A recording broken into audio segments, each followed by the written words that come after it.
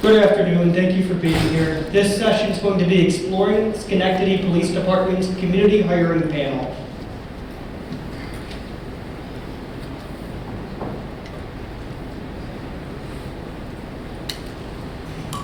Just making sure this mic works okay. All right. Well, first and foremost, I'd like to thank every one of you for being here today to hear about our community hiring panel. As it was said, today we're going to talk about the evaluation of our community panel that was done by the Finn Institute. I'd like to thank Dr. Ward, who's in the audience today. He's the executive director of the Finn Institute. And I'd also like to thank one of our community panel members, in addition to Mr. Rivas, that's in the audience today, Jamel Mohammed, and so he's here with us today. My name is Eric Clifford. I'm the Chief of Police for the Schenectady Police Department, and I'm excited to tell you about our panel here today. Before I turn the introductions over to my colleagues here, I'll just tell you a little bit about myself. I've been a police officer since 2002. Rose up through the ranks, and I was promoted to police chief in 2016. So I've been doing this for about 8 years now. I hired a lot of people in my department. My department is a medium-sized police department in New York State. We have 167 officers. I've hired about 70 of those 167 officers. And I'm actually really proud to say that of those 70 officers, approximately 60 of them have gone through this process. We have about 54 currently on our roster that have gone through the process. 2 of them already being promoted to sergeant that went through the process. But a total of 60 total that have gone through. Many of them have gone on to bigger, better things. The state police likes to hire Schenectady police officers for some reason. But I won't get into that. But I'm going to turn it over to William to have him introduce himself. Then we're going to pass it on to the rest of the panel. William Rivas, we'll turn it over to him, and then we're going to turn it over to Bo Holliday with the Finn Institute, Teresa Foster, and Morgan Madison with the Finn Institute. So, William.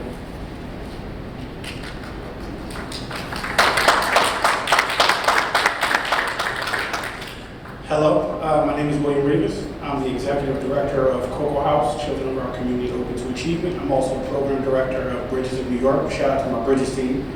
And I'm also, I guess, for this instance, I'm the person who thought it was a good idea to allow the community to interview potential police officers before they become officers in the city of Schenectady. And we'll kind of get into that situation. I'm really thankful to be here with you guys, to Dr. Ward and his team. But more importantly, I really want to thank Chief Clifford because during a time period in which our state, our world, our nation was in turmoil, he took a really brave approach that a lot of people wouldn't. So I always make sure to give him a lot of respect in this space for being open to working with a community member and challenging the norms and really taking the risk to put this project together. So let's give him a round of applause, please. Now we want to turn it over to our friends from Finn Institute as well. Thank you. Hello, everybody. My name is Bo Holliday. I'm a research analyst at the John F. Finn Institute for Public Safety, and I'm also a PhD student studying criminal justice at School of Criminal Justice in SUNY Albany. Hi, Teresa Foster, also a research at Finn Institute for the past couple of years after completing my the master's at the SUNY Albany in criminal justice. Hi, my name is Morgan Madison. I'm also a research analyst at the Finn Institute, and I did the same, completed my master's at the School of Criminal Justice at the University of Albany.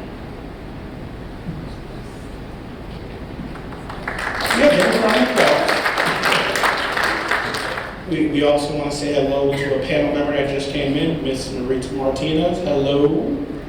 Thank you, friend. Appreciate you. All right, we're going to go through this is going to be the agenda for the next hour. I'm going to give you a background on the city of Schenectady and the police department. We're going to move on, and I'm going to tell you about what our hiring practice was before we instituted this process.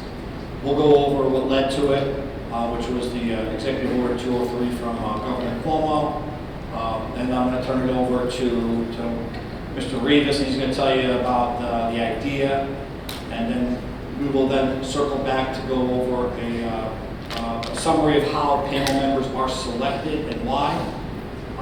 And then some of the things that we've learned over the last 3 years by having the panel, some benefits, some challenges, some outcomes. And then we're going to turn it over to the Fin Institute to go through their analysis of it and their outcomes that they've included. And then we're going to open it up for questions. So.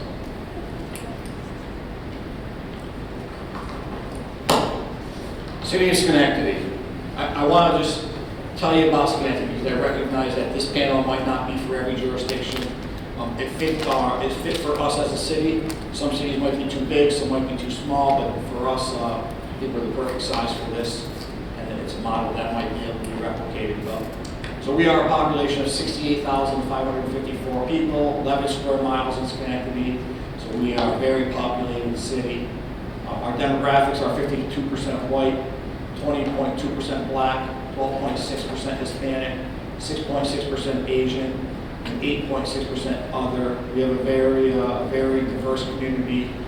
Many people that reside from the Caribbean, Guyanese, and Trinidad areas of the Caribbean, and a population from the Middle East also. Here's a fun fact about the city of Schenectady. It's known for being the birthplace of General Electric Company, the rotary engine, and the air brakes that we all enjoy today in our cars. So we're known for innovation in Schenectady. For the Schenectady Police Department, we have 167 sworn personnel. We are an accredited agency. We were accredited in 2020. We're very proud of that. We have 3 bureaus: Field Services, Investigative, and Administrative Bureau. And you can see on the slide there what falls under each. Our city is broken into 8 zones, which is the center slide there, different colors. And that's how we deploy our patrol officers. There's a picture of downtown Jason Street walkway and a picture, an aerial shot of the city of Schenectady there. And of course, at the very bottom, our mayor's name is Gary McCarthy. William, tell them about Schenectady as you know it. So, growing up in the city of Schenectady as a kid, it was a bit of a conflicted visual perspective of the police department. My mom was a Schenectady County Sheriff, so I was raised around law enforcement, to say the most. But it didn't really stop me from making the bad decisions that I made. So in anything you ever hear me say, it's never about the community. It's always about myself and the choices I chose to make. My mom actually had to book me once because I was arrested for selling drugs. Around the corner from Cocoa House, where we actually have a program now. Interesting enough, the police officers that we came in contact with were very respectful, even when they had to tell us to kindly move along. I remember there was one officer who used to come through our street on a regular basis. The street I grew up on was Stanley Street, which is where our program is. And he always would kind of give us a warning ahead of time, like, listen, y'all got 15 minutes to move around. And in respect to that request, me and my friends who were outside doing the wrong things, we always made sure to respect that and, move our activity elsewhere. So when I find myself standing here in front of all of you guys having this conversation, trust me, 20 years ago when I was standing on the street selling drugs, I had no clue that this is where I was going to be. But I will say something that really stuck with me, which made building the relationships with the chief of the Schenectady Police Department easier, was they were always very respectful in their approach, even when they had to hold us accountable. So yes, even when I was arrested or taken downtown, they were always really respectful, and it's something I think that stuck in the back of my mind. No, I did not turn around and immediately begin making the right decisions after my first arrest. It took me about 15 years before I decided to do something different. But the blessing in that is I'm in a city that I love, with the people I love, doing what I love, and we are changing the narrative. And I appreciate the fact that I have somebody like Chief Clifford in the Schenectady Police Department to be able to do that with.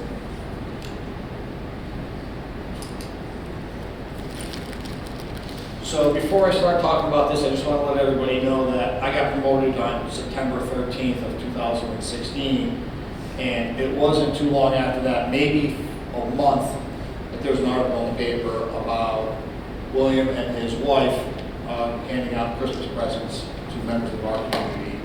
And I took that as an opportunity. Fortunately for Will, I never even knew him on the streets. I never knew him for doing anything bad. So I just reached out to him and said, hey, I like what you're doing. Can we help you with it? And that's where the friendship was born. And he immediately embraced us into coming into something that was his idea of doing it. So I appreciated that then, and of course now our friendship moving forward. But that was the beginning of the trust right there, was me just making a phone call, say, hey, I'm the new police chief, I want to help you do what you're doing with the community. So before, I believe it was May 30th of 2020, when George Floyd was killed, this is how we hired people. And I acknowledge that, like every other department out there, recruiting has always been a challenge for a long time, especially post-2020. But it's always been a challenge to get our departments to reflect our communities. Most people that became police officers, and from what I saw, knew somebody that could help maneuver them through the process. The process is that you had to pay attention to when the civil service test was given. If you didn't pay attention, you missed it, and it might be a year or two before you could take it. But you had to take that civil service exam, and then once the civil service exam was taken, we had to wait for the results to come back. That took about 6 months. And then we had to know how many we were hiring. Let's just say we were hiring 5 people. We'd go to civil service and say we're going to hire 5 people. And they would canvass those 5 people on the list. The math gets weird, but if you're hiring 5, you can actually canvass 30 people. They would send 30 letters out to people that were on the list, the top 30, saying, are you interested in the job? You'd have to respond within a time period, say, yes, I am. And if you were, then you would have to apply, submit an application to us. Once that application was submitted, which is an easy application, we would then schedule a physical fitness test. And up until 2020, that would be where we just send you to a gym and you take the test. If you fail, you're done. If you pass, you move on, and we give a personal history questionnaire that you'd have to fill out. And then we would send you to a medical examination. You'd be checked out. If you made it through that medical examination, we would then set up an oral interview where you would sit before command staff. Myself, probably at least 2 or 3 assistant chiefs, and whoever's commanding the Office of Professional Standards. Could be a captain, could be a sergeant, could be both. So you might come and sit before 7 people for an oral interview, and we use standardized questions of those individuals. If you made it through the oral interview, if we liked you enough, we would then invite you to a psychological evaluation. Once we got that back, if you made it through that, we would then send you to a polygraph examination. If you made it through that, we would then huddle together and say, okay, is there anybody here that we are not going to do a background check on?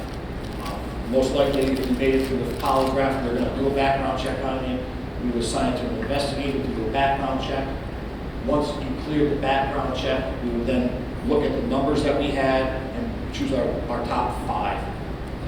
And of course, within civil service rules. Then you would get hired and you would go to training. So that was the process that we would use, which is, I'm sure, similar to most other jurisdictions, but that's how it would be.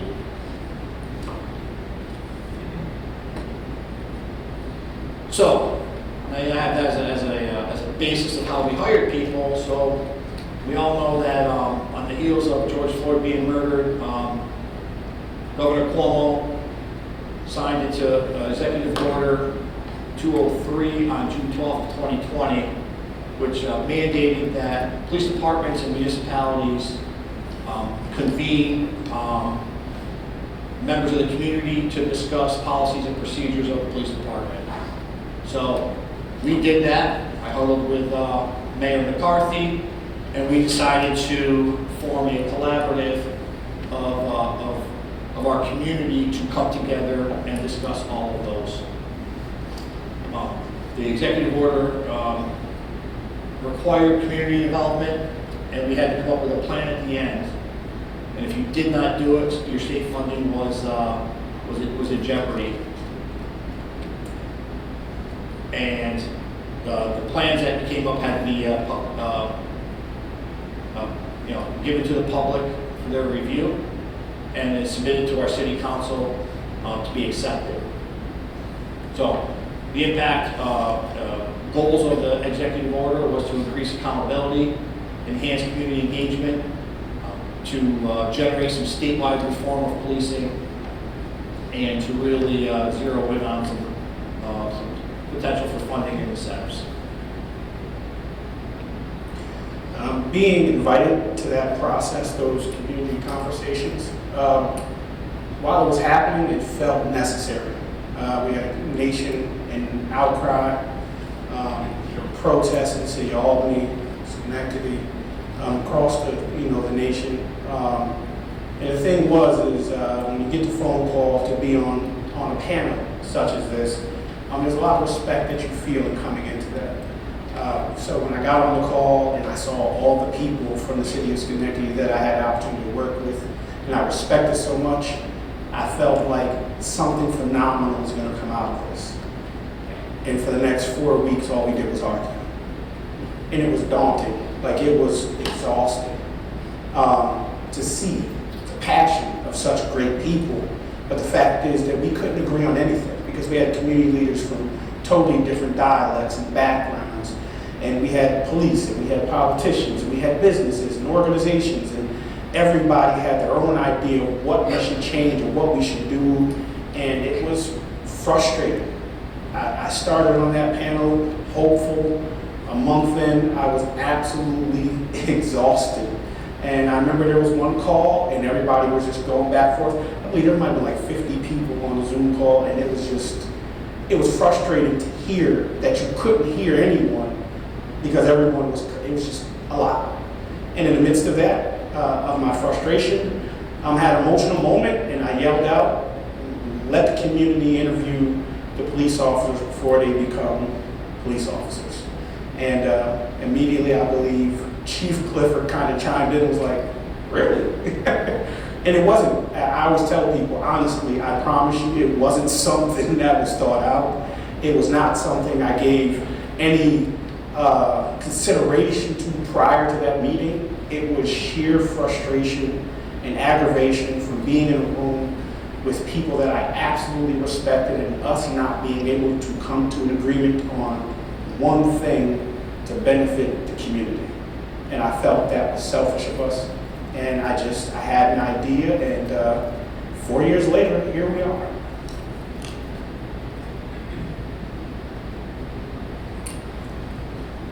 Will was a part of our community organization panel. When we did our collaborative, we had members of the faith-based community, members of the education community, members of our commerce community, which is businesses and not-for-profits. And then we, of course, included members of our public safety committee, all to chime in. And like he said, many took the opportunity to air out personal grievances or just complaints, but there were a few good ideas that came out of that collaborative. One that Will had, of course, that if you want to gain some trust in the community, why don't you let us be a part of the hiring process? Let us weigh in on the people that you're hiring to police us. So at the end of that day, I got a phone call. I said, let's talk about it, which is what we did. And Will's going to tell you a little bit about the panel now. So, again, please remember that this was not planned out, which means from the very beginning, what I appreciated about this, and for our panel members that are in the audience and we get a question to ask questions or answers, like it's going to be important, we were totally 100% committed to this process being new in its infancy from the very beginning, which means we were comfortable making all the mistakes. We were comfortable with all the feedback, good, bad, or indifferent, because we believed in this process. Part of that was making sure that we had a panel that was reflective of the diversity that's in our community. Not just what we see as community members and what we think, but really digging into the diversity that's within the city of Schenectady and making sure that there was fair representation for everyone and that everyone really had a voice. This panel was built on what we call is 3 E's: experiences, and engagement. The reason why we thought this was important was because, one, we wanted the police officers to really have a conversation with us given their backgrounds and our backgrounds. You know, we look at it like this, like if you invite somebody to come into your home, you're gonna kind of have a discussion with them about, you know, hey, I got a dog in there, don't pet it. Hey, we don't wear our shoes in the house. Now, what was great about this was we came up with this great dialogue of questions, but we kind of threw those out. So I think most of our discussions are very organic in the way they take place. Part of our rule within our panel is no one leads the entire discussion the entire day, so we kind of rotate as far as who's asking questions, who's taking the lead. And within the panel, we have a great balance. In the beginning, it was Ms. Kamali Brown, who kind of would sit in between me and Jamel Muhammad, and then she would give us these motherly looks as we were going into questions and situations. And it would just be, hey, let's stay on topic. Let's stay focused. And now we have Maritza Martinez, who plays the balance role. And really, we want to make sure that we are staying true to what we believe is important with this panel and the work that we're doing. And just for me to, so we don't jump ahead too far, just to let you know that, you're probably wondering who's on the panel. So it was Will's idea, so of course he was going to be on the panel. And then as I thought about it and I talked with my command staff about the structure of it, I knew that I could not lose control of who's on the panel. It had to continuously be under my control, just as internally it's under my control. I decide who sits on the command staff interviews. So I wanted to make sure that there were people that I trusted, but also people that were going to ask tough questions, but not necessarily derail a candidate's interview process. I've been working with Jamel Muhammad for years. He was the first person I thought of that I wanted to ask to be on the panel, and I asked him and he agreed. Kamali Brown, she was on the collaborative. She had a couple of good ideas. I reached out to her to see if she would be willing to be on it. And then there was another, who's now a city councilman, Carl Williams, who I've been working closely with on a couple of other things. I reached out to him and asked him to be on it. And that was kind of the formation of our panel. I don't know if there's anybody else I'm forgetting on the original panel. Since then, originally when we got some feedback on it, a lot of people got a hold of me. One of them was Maritza, who was an administrator at SUNY Albany, telling me how she liked it and she'd be interested in volunteering if there's ever an opening. So when immediately latched onto that, got a hold of her, spoke to her on the phone, and we brought her on the panel. It was right around the same time that Kamali was deciding to transition out, so I'm not sure if they even ever spent some time on the panel together. But that was the creation of the panel, and I made it clear from the beginning that I always had to be the one that made the decision on whether they would be on the panel, but I wanted the panel to kind of self-manage itself. When there's an opening, make a recommendation to me. I'd like to interview the person to decide whether they'd be on it or not, whether they would be. And ultimately, it would be the panel itself that would say whether it was a good fit to remain on the panel, whether they wanted to be a part of it.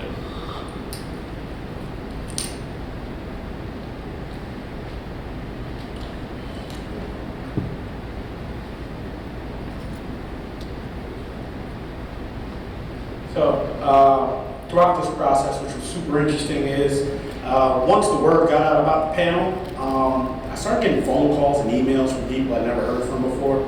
So the first one was, I got 2 phone calls from Stephanie Rivas, and I hung up on her because I thought she was joking. My last name is Rivas, her last name is Rivas.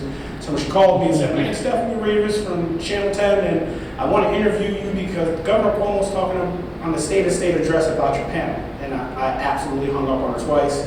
And because I thought she was lying, like I said, like Stephanie Rivas, I've never heard of you. So she said, check your email. So I went to my email and she had sent the link and he was live at the state address. I did an interview with her. And the second time was I was at Cocoa House with my wife and my friend Dewey, my little brother. And I get a phone call. It's like, William Riggs, this is Soledad O'Brien and I want to interview you about this. I'm like, yeah, right. Click, hung up on her twice. Who hangs up on Soledad O'Brien? I do. I did it twice. And she told me too. She's like, check your email. So I checked my email, and sure enough, she had sent me this thing that she had wrote that she wanted me to come down to New York City, and she wanted to interview myself and the police chief to talk about this. And that was a very real invitation. And so what you see here is on Matter of Fact TV, her show, she interviewed myself, and I don't want to mess his name up. What's his name? Paul Antonovich, yes. And we had the opportunity to drive down to New York City during the pandemic, which was interesting because, like, my wife and my brother had the opportunity to go to Times Square and there was nobody there, so they took a picture outside, just the two of them, while I was shooting this phenomenal interview. What was interesting was there was one point in the interview where she asked me, what was the purpose of this, and I remember talking to her and telling her, listen, this is a conversation. We want to get to know the people coming into our community. We want them to know about our community. This is a no judgment space. And in true journalistic form, she immediately says, well, wait, isn't this judging people? And what was great about it is I was kind of prepared for her to ask me that, and it's not. This panel was built on, if you heard the chief talk about it, was built on trust. We had been working together for years prior to getting to this point. So the thing we always try to talk to people about is, if you're thinking about instituting something like this, when it comes to community and police engagement, you have to do the work to build the relationships first. It's difficult to start initiatives when there's no trust instilled. We've built this based on relationships that we have built together in the community with the police for years. When we were Save Our Streets and we were doing our community giveaways for Christmas, the police were actually with us going into the homes of people in poverty to put up Christmas trees. The chief and some of his officers, they were bringing, every year we give out a couple thousand Christmas gifts to kids in the city of Albany, Schenectady, and Detroit. So when it came to this process, and we're talking with the chief, and the chief was like, hey, Will, send us your recommendations for the panel. I want to be the final vote on it. Absolutely. Because we trust him and he trusts us. So with that, this is why we're here, is because the relationship is built on trust. So what we ended up doing was we fit this community panel right after number 8. We weren't going to send a panel any officer that hadn't passed everything up to that point. We didn't want to waste their time because they're volunteers. People that we would send them, we were ready to hire at that point. Or at least move on to our final selection. And what the panel would do is they would meet with them. Each individual would sit before the panel for a conversation, not necessarily an interview, but a conversation for about 40 minutes. They had some standardized questions, but they didn't have to stick to them. And so they would just kind of have that conversation. We would watch it from another room, virtually. We ended up getting more information about these candidates based on the questions that they were asking. And then based on, over time, watching them ask questions that made our interviews at the command staff level even better. Especially our follow-up questions to our standardized questions. So we got better at doing what we did, in our opinion. At the very end, we would ask for the panelists to grade each candidate. And we gave them a real simple answer, or guidelines, just like it's elementary school, A through F. If they were horrible, give them an F. If they were great, give them an A, or somewhere in between. They would also give us feedback. We were open to feedback. For the most part, a little constructive criticism.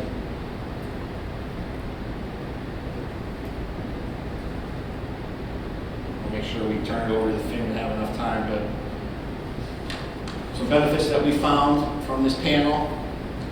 I already mentioned that it adds an additional layer of information for us, which we like. Even in addition to making us better, it gives us more information on that final selection phase. It improved the community input into the hiring process. The panel members are our credible messengers out to the community.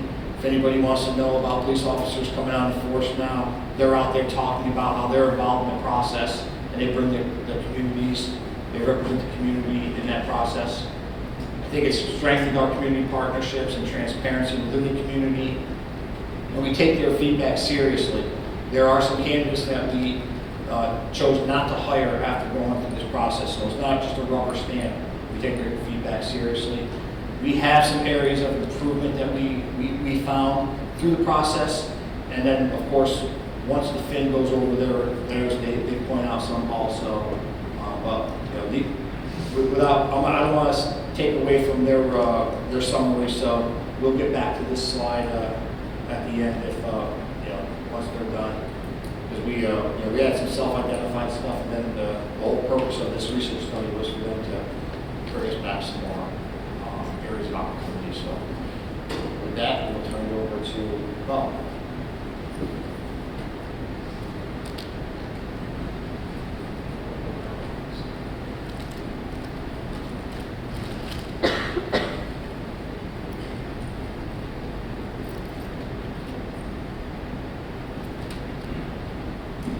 Okay, can you guys hear me all right? Okay, so I introduced myself a little earlier. I'm Bo Holliday, research analyst at John F. Institute for Public Safety. We were asked to conduct an evaluation of Schenectady Police Department's community hiring panel, which we were very pleased to do, and I just want to thank everybody involved for their openness to our evaluation and cooperation throughout the whole thing. I'm going to be sharing some of our key takeaways from our final report, which was funded by the New York State Department of Criminal Justice Services. The report was co-authored by Teresa Foster, Morgan Madison, and Keenan Warden, who couldn't join us today. And the report, if it's not already, will be available on SPD's website, so everybody can go take a look at that. So we're going to move a little quickly through our key takeaways today. There's plenty of detail in the report. So the goal of our evaluation was to describe the panel, its origins and formations, and document perceptions of the panel and its impacts from the perspectives of various stakeholders. We also assessed a range of impacts of the hiring panel, including unintended outcomes, impacts on public awareness, and behavioral outcomes. So to do this, we collected myriad quantitative and qualitative data. We interviewed panelists, hiring staff members, and officers that met with the CHP as a part of the hiring process. Now, I'll say CHP, probably it'll be on the slides. CHP, just referring to community hiring panel. We surveyed local community college students at Schenectady County Community College. We observed and coded a sample of recorded interviews. Chief mentioned they were recorded on WebEx. They sent us those, and we observed and coded a sample. We obtained arrest records and CAD records from SPD and another Capital Region Police Department. All of those data procedures were approved by the Institute's Institutional Review Board, and so now I'll get into some of our key takeaways.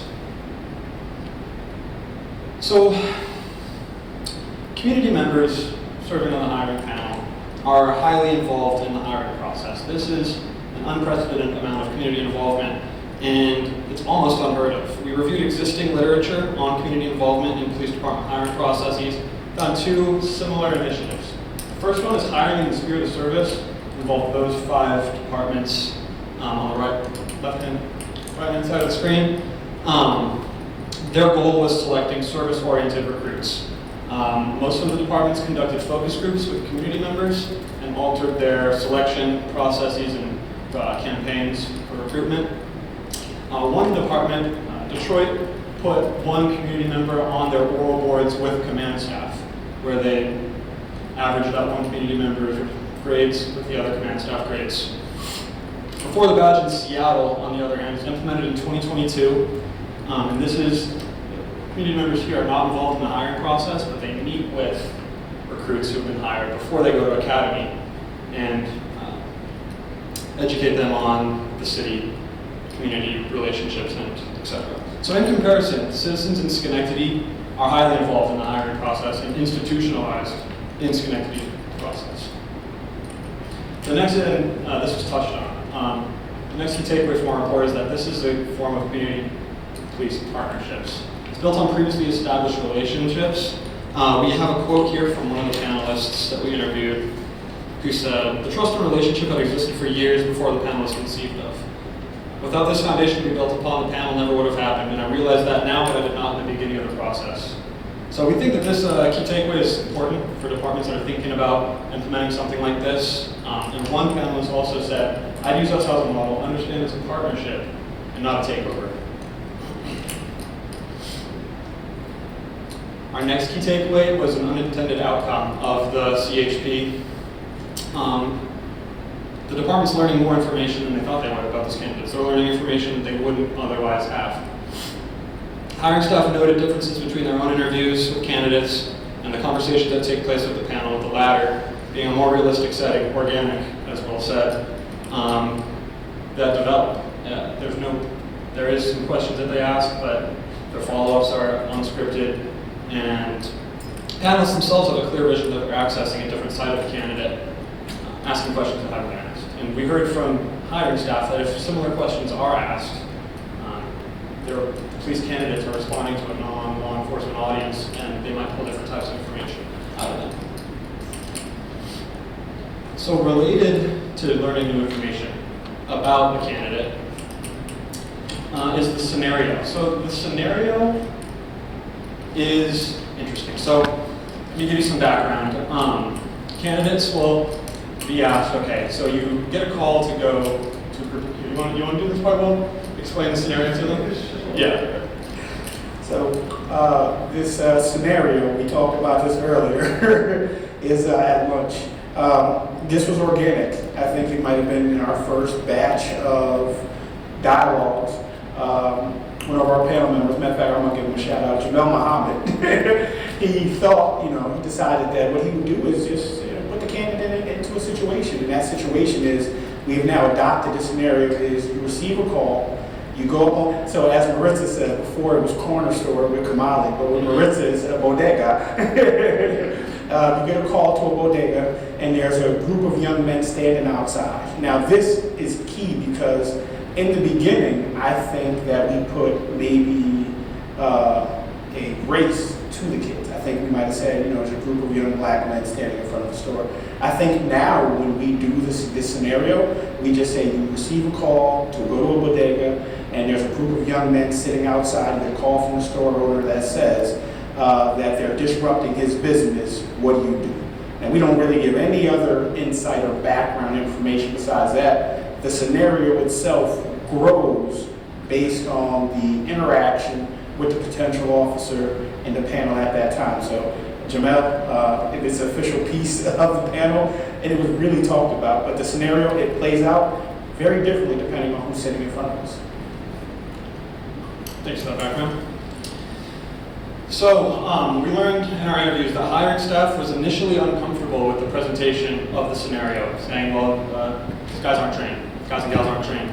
So how are they supposed to know how to respond? But at the time of our interviews in late 2023, early 2024, not a single member of hiring staff was negative about the panel, and 4 of the 5 that we interviewed were positive, stating that they paid direct attention to this section of the interview. They referenced learning about candidates' interpersonal skills.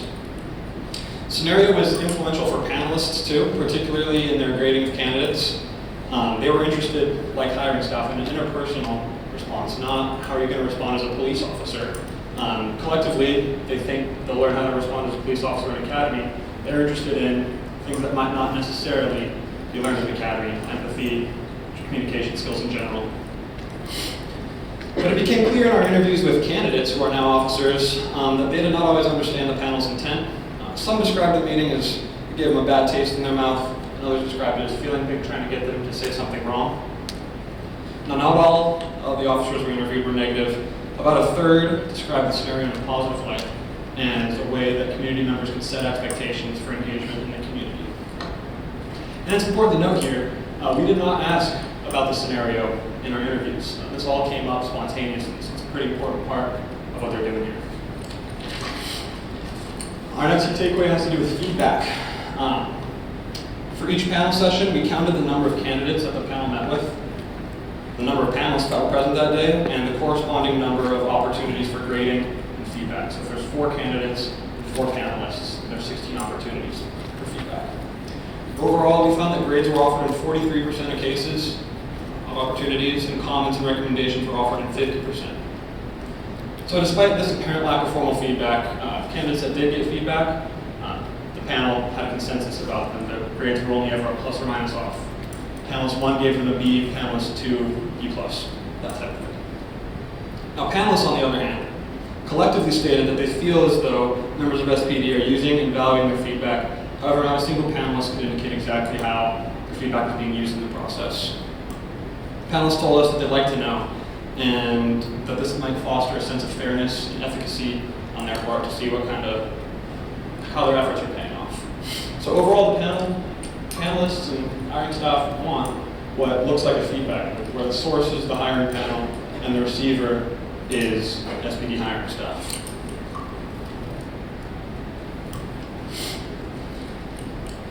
We analyzed officer behavior using 2 different time series analysis and attempted to assess behavioral change attributable to the implementation of the community hiring panel. We used departmental data from arrest records and CAT records. So with these analyses, we attempted to control for watershed events that influence policing in a number of ways. COVID-19, murder and aftermath of the murder of George Floyd, and local reforms, raise the age discovery and bail reform.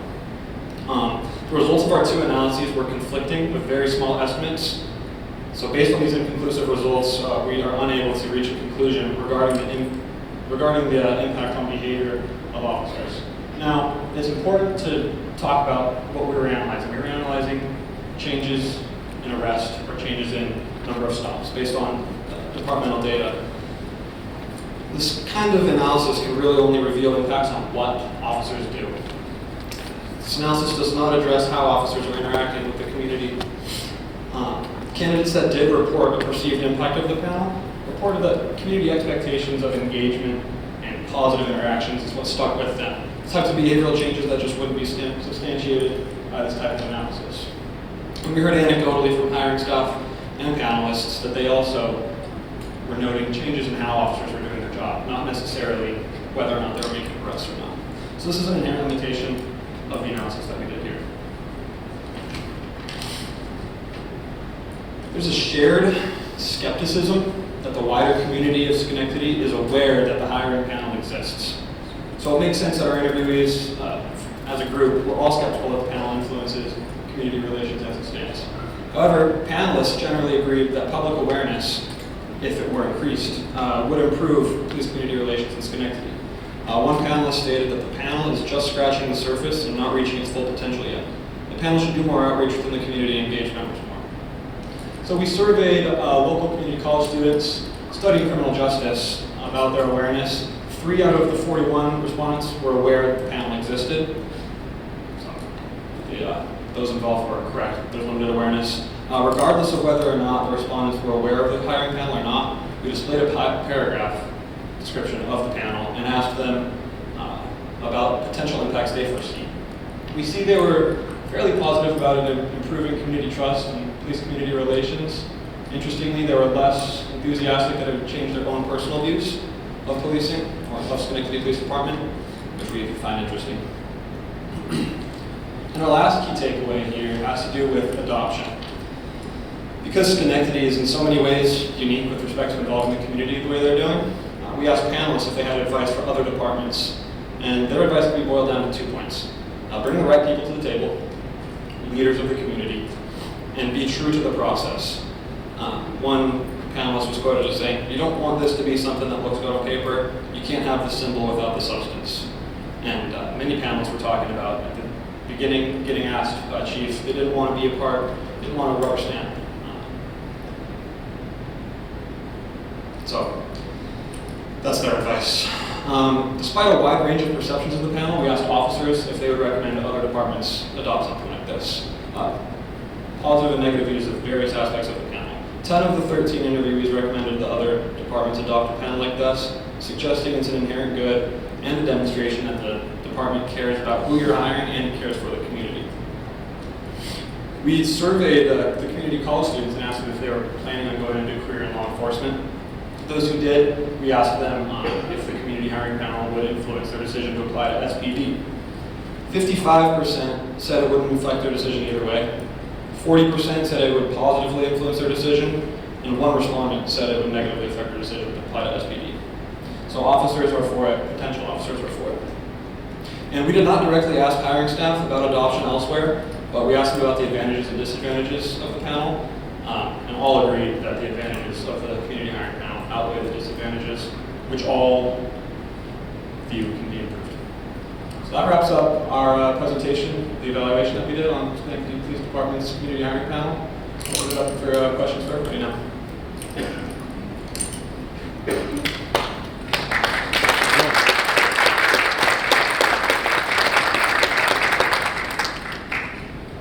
I know somebody's got some questions. Who got a question?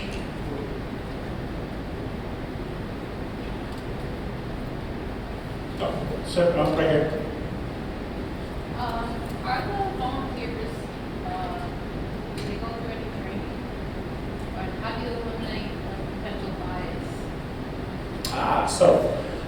There is no formal training to become a panel member. The training is dialogue. A lot of times we know the people that we're referring to the panel, the people we work with in the community, and something we talk about in the very beginning of the process. I know me personally, before I talk to anybody about becoming a member of the panel, I speak to them about implicit bias. It's incredibly important for us, and we established this in the beginning, that this panel cannot be self-serving.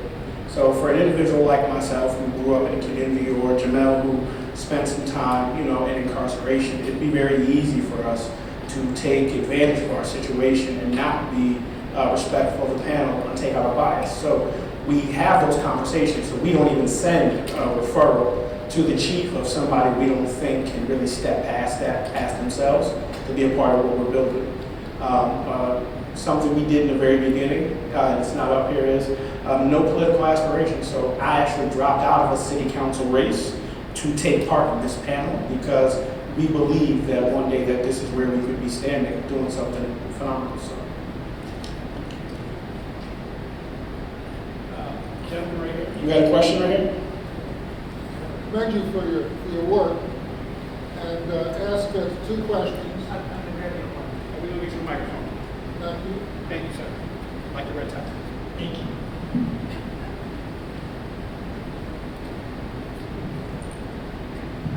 Hi, I'm Marty Greenberg, Chair of the Criminal Justice Committee at the NAACP Schenectady branch. And I did want to commend you for this initiative and work, everybody who's been involved with it. So the two questions are, what are your prospects for a permanent, how permanent do you think this will be in Schenectady? And how, that was one question. And have other, I know it hasn't been placed online anywhere for anybody else to see, but assuming it does get placed and it's available online, I'd be happy to share it through my network. But even so, has any other agency contacted you either for this type of presentation or for further information? I can answer that, and then they can answer that as well. So I actually have been contacted by a police department in Washington, D.C., and another one in Sacramento, California. They wanted to bring me in to sit down with them to talk about how to institute a panel of this measure in their cities. But with my commitment to this project, I told them I needed to hold off until we finalized this report because I want to make sure that we were building this the right way before trying to make an example anywhere else. So now that we have a report, and the report will be live for everybody to take a look at and see, we have an example that we can go off, so I'll be happy to contact those departments and further those conversations with the chief and my fellow panel members and make it happen.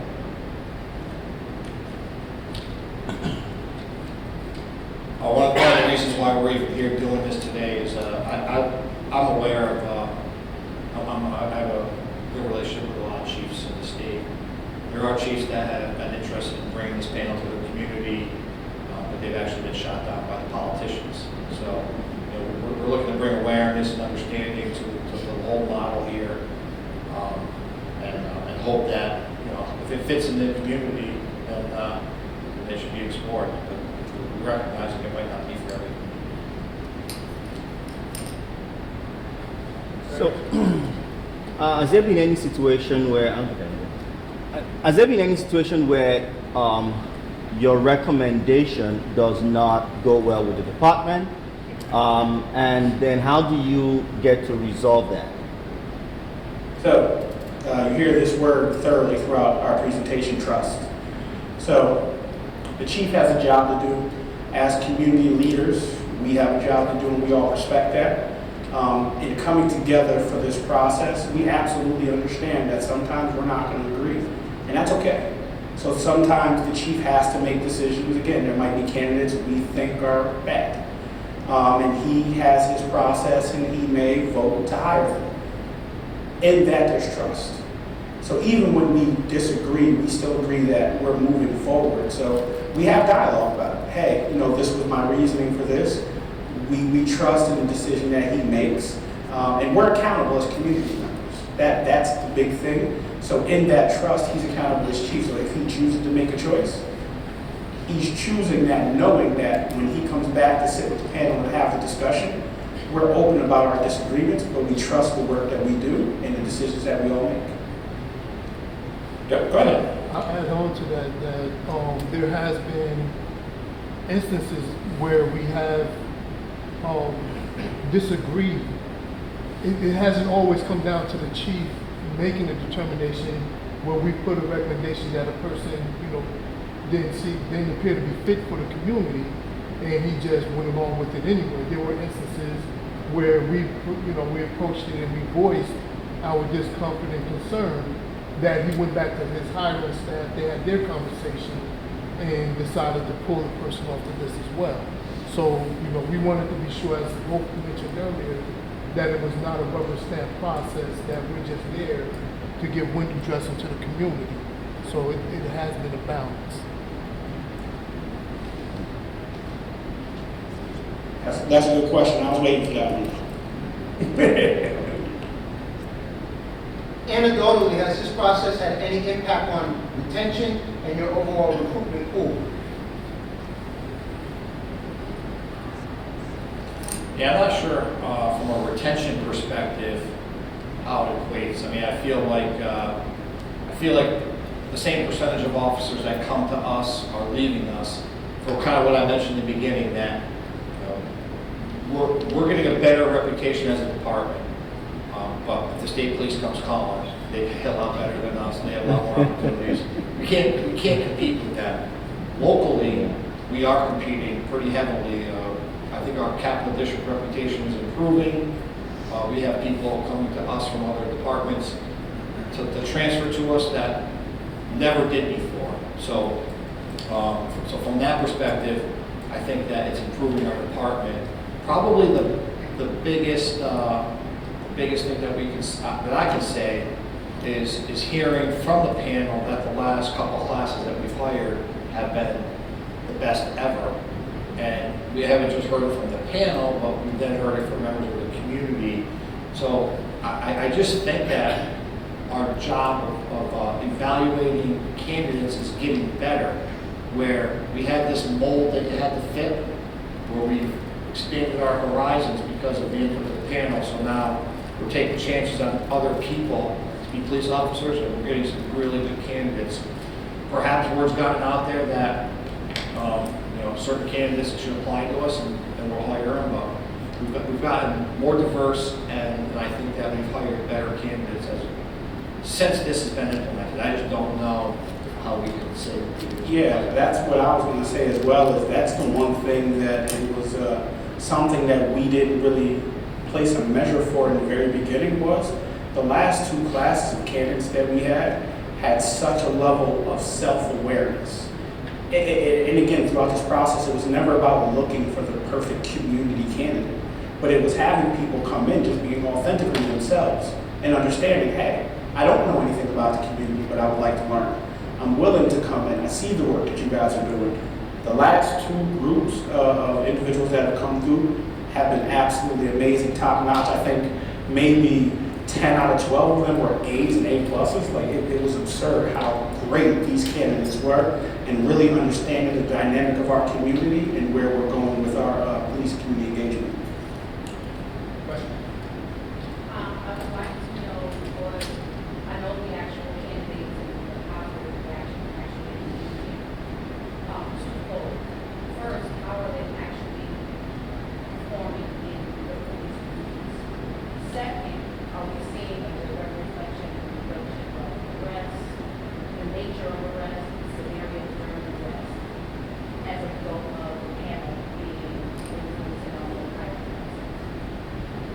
think that being exposed to this panel at the hiring process on the front end has gotten the people that we've hired and put through the panel more engaged in the community. So our level of community engagement has increased.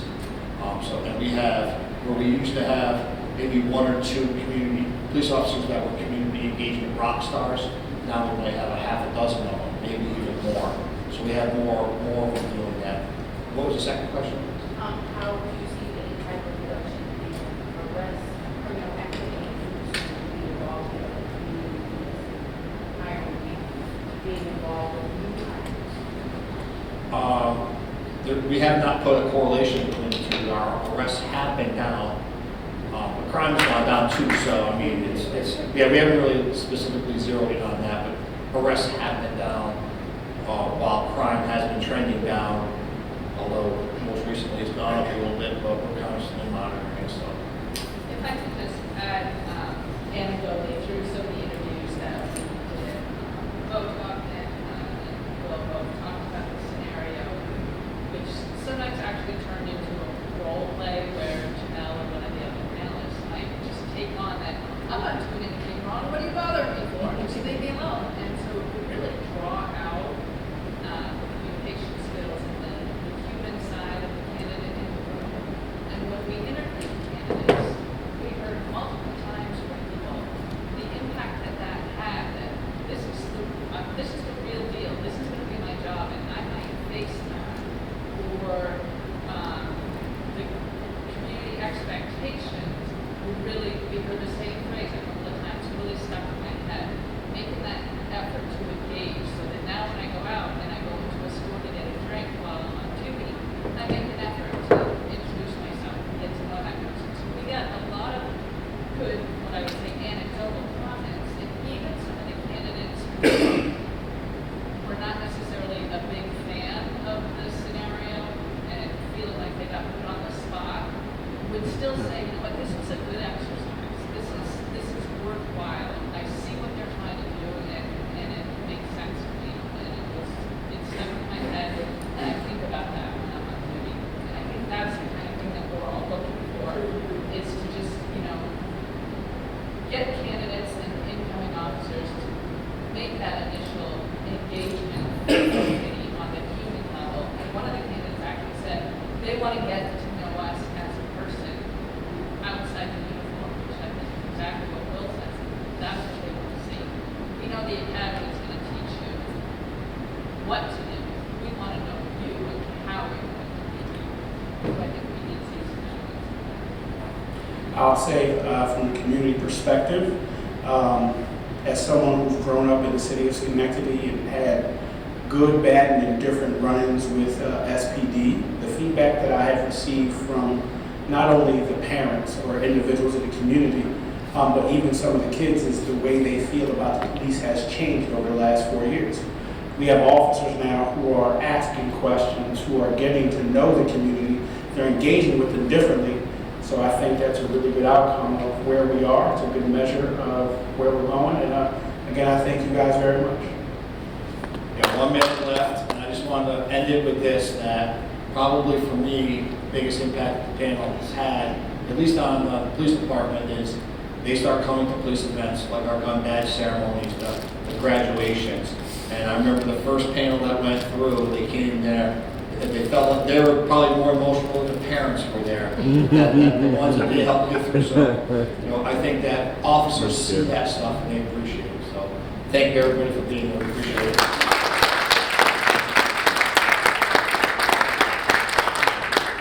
And feel free to stay and ask more questions during the break.